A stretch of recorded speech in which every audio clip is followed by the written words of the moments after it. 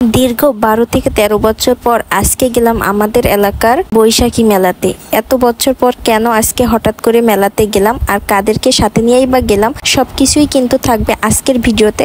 তো ভিডিওটা কেউ মিস করবেন না, সবাই কিন্তু ফুল ভিডিওটা দেখে নেবেন। হ্যালো এভরিওয়ান, আসসালামু আলাইকুম। কেমন আছেন সবাই? আশা করি সবাই খুব ভালো আছেন। আলহামদুলিল্লাহ আমরাও কিন্তু অনেক ভালো আছি। তো আমাদের এলাকাতে প্রতি বছরই কিন্তু বৈশাখ মাসে বৈশাখী মেলা হয়। তো ছোটবেলায় অনেক যেতাম মেলাতে, কিন্তু এখন যাওয়া হয় না।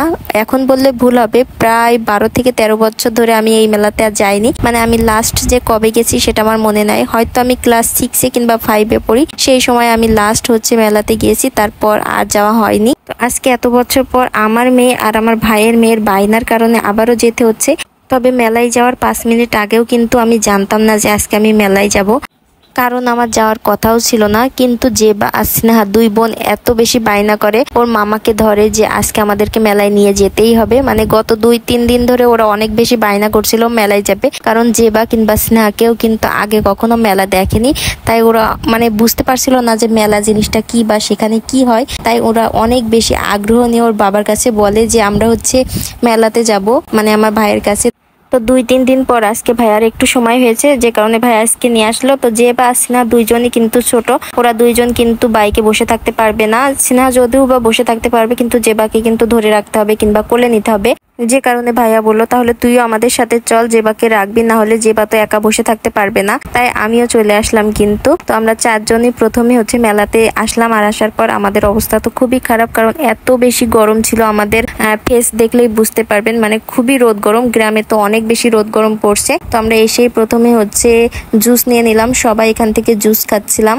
তো মেলায় আসার পর আমাদের আরো একটা ভাইয়ের সাথে দেখা হয়ে যায়। তো ভাইয়াটা তার ছেলেকে নিয়ে মেলাতে এসেছে। তো আমরা এখন 6 জন মিলেই জুস খেয়ে নিচ্ছি এখান থেকে। জেবাও কিন্তু খেয়েছিল, কারণ অনেক বেশি গরম ছিল, তার ভিতরে ঠান্ডা ঠান্ডা জুস খেতে বেশ ভালোই লাগছিল। তো আমরা এদিক থেকে জুস খাচ্ছিলাম, আর পাশেই নাগরদোলা ছিল, তো সেটাই দেখছিলাম। এখানে যারা ওঠে তাদের কিন্তু অনেক বেশি সাহস। আমার ভাই এত সাহস নাই, আমি একদমই নাগরদোলাতে উঠতে পারি না। বড় যে নাগরদোলাগুলো হয়, মানে অনেকগুলা সিট থাকে, তো ওইগুলাতে উঠতে পারি, কিন্তু এই যে 4টা যে সিট থাকে না, এই নাগরদোলাতে উঠলে আমার অনেক বেশি ভয় লাগে। আমি একদমই এই নাগরদোলাতে উঠতে পারি না। ছোটবেলায় আমি উঠেছিলাম, আমার অনেক ভয় লাগছিল, তাই আমি এরপর থেকে আর কখনো এই নাগরদোলাতে উঠিনি। তো হঠাৎ করে একটা জিনিস খেয়াল করে দেখলাম, এখানে অনেকগুলো মানুষ জড়ো হয়েছে। তো প্রথমে ভাবছিলাম নাগরদোলাতে ওঠার জন্য হয়তো এরকম জড়ো হয়েছে। পরে দেখলাম যে না, এখানে একটা ছোট বাচ্চা অনেক বেশি ভয় পাচ্ছিল। সে ওখানে উঠতে চাচ্ছিল না, কিন্তু তার মা, বাবা আর বোন জোর করে তাকে ওই নাগরদোলাতে উঠাচ্ছিল। তো এটা না করাই ভালো। যে ভয় পাবে তাকে কখনোই নাগরদোলাতে না উঠানোই ভালো, কারণ এই জিনিসটা আসলেই অনেক ভয়ের জিনিস। এখানে উঠলে অনেক বেশি ভয় করে। তো যাই হোক, এই যে আমরা কিন্তু পুরো মেলাটা ঘুরে ঘুরে দেখছিলাম। আর মেলাতে টুকটাক জিনিস আসছে, কিন্তু ওরকম ভালো মানের কোনো জিনিস আমি দেখলাম না। আর এত দাম, মানে একটা একটা জিনিসের ডাবল ডাবল দাম। তো বাচ্চাদেরকে টুকটাক কিছু জিনিস কিনে দিলাম। আর মেলা যেগুলো ঐতিহ্য বাঁশি, তারপরে বিভিন্ন ধরনের গাড়ি থাকে, সেই গাড়িগুলা, তো টুকটাক এই জিনিসগুলোই কিনে দেওয়া হয়েছে। আর মাটির জিনিস থাকলে মাটির জিনিস কিনে দিতাম, কিন্তু মাটির কোনো জিনিস আমি এখানে দেখলাম না। আমরা যখন ছোটবেলায় মেলাতে আসতাম তখন না মেলা আরো অনেক সুন্দর থাকতো, মানে অনেক বেশি জমজমাটি থাকতো, অনেকগুলো দোকানপাট বসতো। সেই তুলনায় এখনকার মেলাতে কোনো রকম মজা নাই, কিংবা ভালো লাগে না। মানে আমি তো এত বছর পর মেলাতে গেলাম, মেলার কোনো আমেজই পেলাম না। মানে কয়েকটা দোকান বসছে, তাও খুব ভালোভাবে বসেনি, মানে তেমন একটা জিনিস নাই। আর আমরা যখন ছোটবেলায় এই মেলাগুলোতে আসতাম তখন অনেক বেশি দোকানপাট থাকতো, আর অনেক বেশি ভিড় থাকতো, এত মানুষজন আসতো। তো এই মেলাটা অনেক আগের মেলা, মানে আমরা আমার বাপ চাচাদের মুখেও শুনেছি, হয়তো আমার দাদাদের মুখেও শুনেছি এই মেলার গল্প। তো অনেক আগে থেকে এই মেলাটা হয়, এখন নতুন না। তো সেই ধরেই কিন্তু এখনো পর্যন্ত এই মেলাটা ঐতিহ্য ধরে রাখছে। এখানে প্রতি বছর বৈশাখ মাসে কিন্তু মেলাটা হয়। তো যাই হোক, আমরা একটা ঝালমুড়ি স্টলে আসলাম, আর এখান থেকে ঝালমুড়ি খেলাম। তারপর বাচ্চাদের জন্য টুকটাক কিছু কেনাকাটা করলাম, আর কেনাকাটা শেষ করে কিন্তু বাড়িতেও চলে আসছি।